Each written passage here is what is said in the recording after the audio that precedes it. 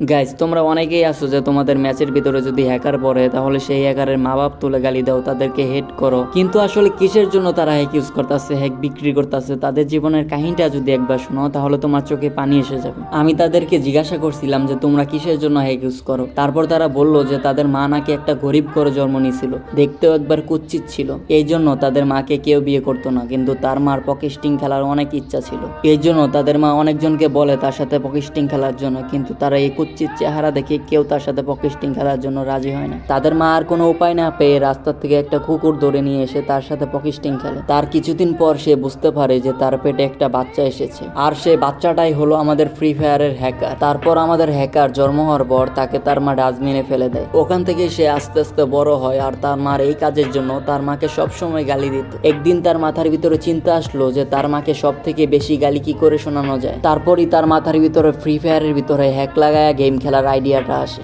আর তাদের আইডিয়াটা সফলভাবে কাজে লাগে। ঠিক এই জন্য তাদের মা বাপ তুলে গালি দিলে তাদের কোনো যায় আসে না, তারা আরো খুশি হয়।